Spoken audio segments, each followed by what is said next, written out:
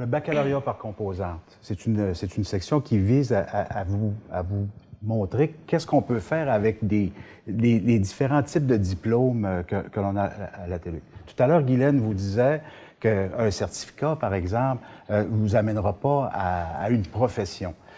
C'est vrai, on ne peut pas avoir une profession avec un certificat, mais on peut quand même aller chercher un grade en faisant juste des certificats. On appelle ça, dans beaucoup d'universités, on appelle ça les baccalauréats par cumul de certificats.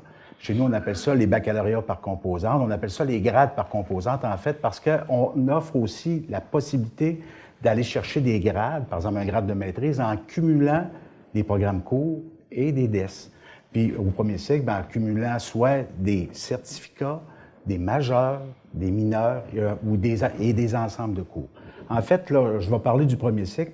Quels sont les amalgames qui sont possibles? Bien, à partir du moment que vous avez au moins 2 certificats et un ensemble de cours, on peut arriver à vous attribuer un baccalauréat.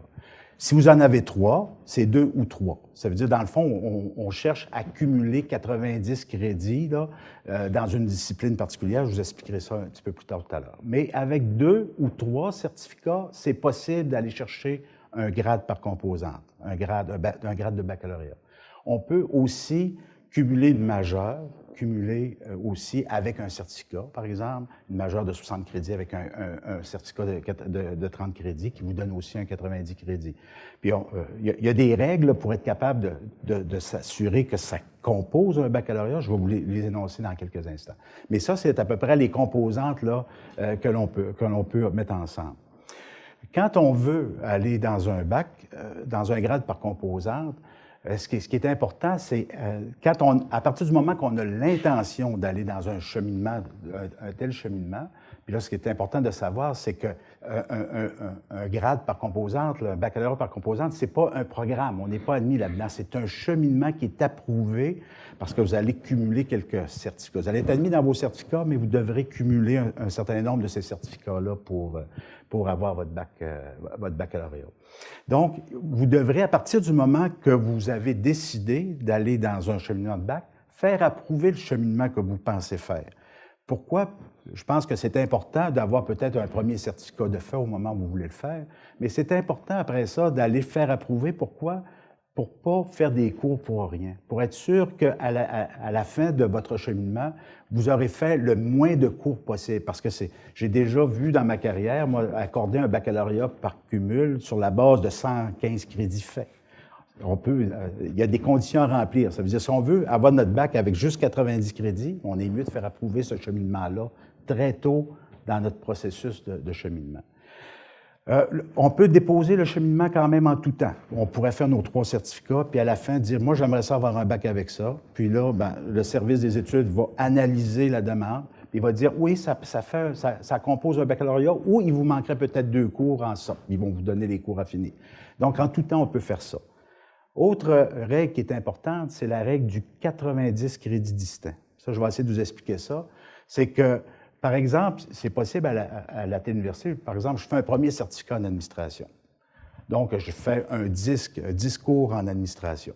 Après ça, ce qui m'intéresse, c'est un certificat en administration de service. Bien, dans le certificat d'administration de service, il y a des cours que vous avez déjà fait dans le premier certificat qui se répètent aussi dans l'autre certificat. Donc, on va vous donner, vous n'aurez pas à refaire ces cours-là. Mettons qu'il y avait 5 cours de pareil. C'est un exemple que je donne. Il vous reste donc 5 autres cours à faire pour être capable d'avoir votre 2e certificat. Supposons que vous voulez faire après ça un certificat en gestion des ressources humaines, puis là, il y a peut-être des cours qui sont communs avec, mettons qu'il y a 2 cours de commun avec les 2 autres certificats que vous avez faits. Bien, quand vous allez arriver à la fin, il va vous manquer 7 cours. Dans le fond, dans la réalité, vous allez avoir eu vos 3 certificats, mais il va vous manquer 7 cours pour être capable de totaliser 90 crédits distincts. Donc, là, ce qu'on va ajouter en plus de ça, donc c'est un certain nombre de cours qu'on appelle des cours complémentaires que vous ferez en plus des autres cours que vous avez faits pour totaliser le 90 crédits distincts. Ça, ces cours-là, l'ensemble des cours que vous allez faire, l'ensemble des cours complémentaires que vous allez ajouter, il faut que ça crée un tout, ça. Il faut que ça crée une espèce d'unité. Puis pour créer l'unité, la possibilité, il y a 4 grades par composante possibles au premier cycle. Il y en a un en administration des affaires, un en éducation, un S-Art, un S-Sciences. Qu'est-ce qui détermine lequel de ces grades-là vous allez avoir? C'est le nombre de crédits que vous aurez fait dans la discipline principale de ce baccalauréat-là. Par exemple, si à travers vos 3 certificats, l'exemple que je vous ai donné tout à l'heure, vous avez cumulé plus de 75 crédits dans les sciences de l'administration, bien ça va vous donner droit à un baccalauréat en administration des affaires parce que vous avez au moins 75 crédits de fait dans la discipline des disciplines de l'administration. Si c'est par contre 75 crédits dans des disciplines de l'éducation, bien là, c'est un baccalauréat en éducation que vous aurez. Même chose en sciences, vous avez 90 crédits qui ont été faits, 75 crédits au moins faits dans des sciences, bien ce sera un bac S sciences. Le bac SR, c'est un peu le bac qui permet, si on n'est pas capable d'avoir, si on n'a pas assez de cours pour avoir un bac en sciences, un bac en affaires, un bac en éducation, tout ça, bien, c'est un peu le grade qui permet, c'est l'autre type de grade qui permet de quand même avoir un baccalauréat, mais un baccalauréat qu'on va appeler SR. C'est un bac qui est plutôt représentatif des disciplines en sciences sociales, en sciences humaines et dans ces domaines-là, des domaines connexes. Peut-être ce que je peux vous ajouter, c'est qu'il est important là-dedans, les certificats, les composantes que vous avez faites, vous n'êtes pas obligé de tous les faire à la TELUC. Vous pouvez déjà avoir dans votre vie fait un premier certificat à l'Université de Montréal, un autre à l'Université Laval, puis là, vous arrivez, puis vous voulez avoir un bac par composante de la TELUC. La seule règle, c'est qu'il faut avoir fait au moins 30 crédits à la Téléuniversité pour être capable d'avoir un bac délivré par la Téléuniversité. OK? Au moins 30 crédits faits à la Téléuniversité. C'est la seule condition. Donc, une fois que cette condition-là est remplie et que vous avez cumulé le bon nombre de crédits dans les disciplines, comme on le disait tout à l'heure, bien, le bac pourra vous être délivré. Tu avais des choses à ajouter? Oui, je vais ajouter quelque chose. Je me fais souvent poser des questions par rapport à la reconnaissance du bac par cumul sur le marché du travail. Donc, est-ce que ça vaut autant qu'un grade normal ou un grade fait sur campus? Donc, la réponse est oui, puis je vais vous le démontrer en fait par quelques ordres et associations professionnelles qui sont bien connus de tous en fait. C'est que, premièrement, sur votre diplôme, il est marqué Université du Québec, TELUC. Ce qui va se passer quand on fait un bac par composante, c'est que le nom de vos 3 certificats va apparaître sur votre diplôme. Ce qui est bien en soi, habituellement. Donc, on a fait un certificat en admin, on a fait un certificat en administration de services, on a fait un certificat en GRH. Donc, on va préciser sur votre diplôme qu'est-ce que vous avez fait. Maintenant, par exemple, l'Ordre des conseillers en ressources humaines, agréés, relations du travail agréé du Québec vont reconnaître le bac par cumul en administration des affaires si on y met le certificat en gestion des ressources humaines ou le certificat en relations de travail. L'Institut québécois de planification financière va dire la même chose. Tu fais ton bac en admin et tu inclus le certificat en planification financière et là, tu as ce qu'il faut pour devenir membre. L'Ordre des administrateurs agréés, c'est la même chose. Donc, il y a différentes, finalement, associations, instituts qui vont dire oui, c'est reconnu, puis c'est marqué sur leur site, puis bon, vous pouvez aller valider tout ça. En soi, que le bac soit fait par composante, qu'il soit fait de version plus classique, ça demeure un bac.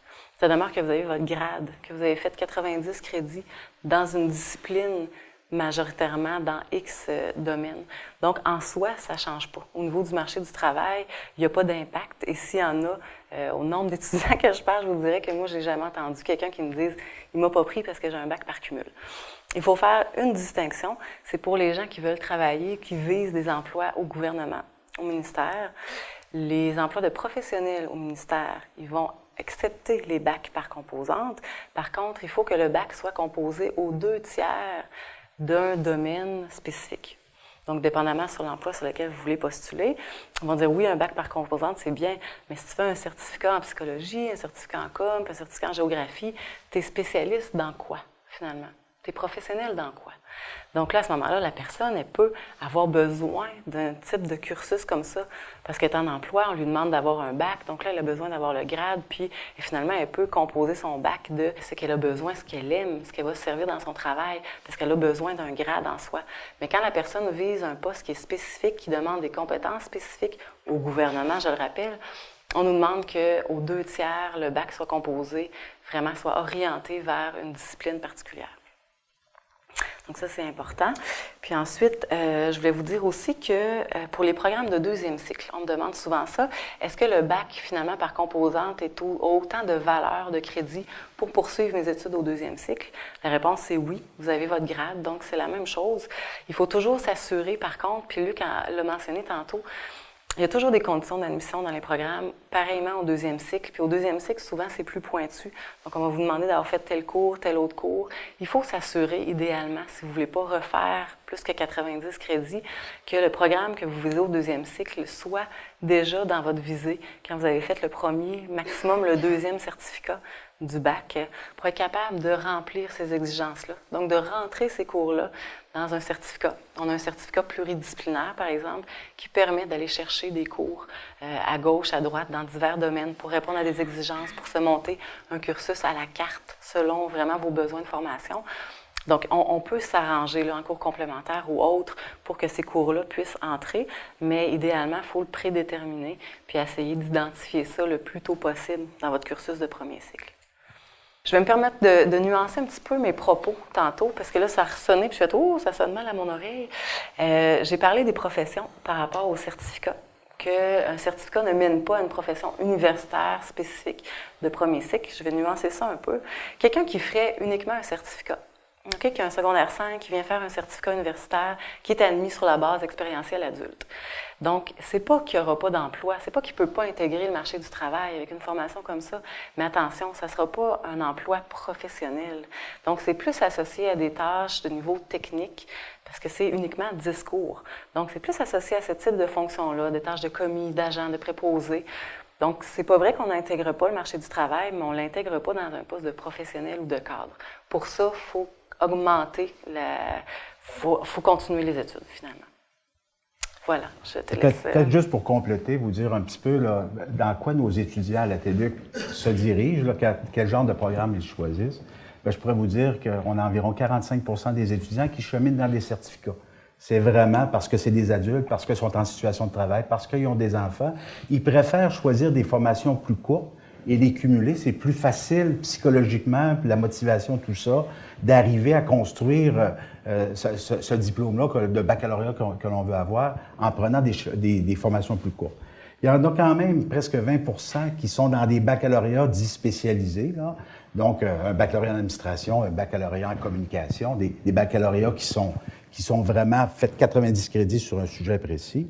Puis, on en a environ 5 qui sont dans les cycles supérieurs. Le reste sont dans des formations courtes. Formations courtes donc, qui vous ont été expliquées tout à l'heure. Fait que ça vous donne le portrait. Dernière chose que je vous dirais, c'est que l'année passée, on a accordé 150 baccalauréats environ là, en diplôme. On a diplômé 150 baccalauréats. Il y en avait la moitié là-dedans qui étaient des bacs par composante. Donc, on voit que ça a autant de poids chez nous. Les deux types de baccalauréat, là, le bac spécialisé et le bac par composante, sont autant aimés des étudiants qui viennent étudier chez nous.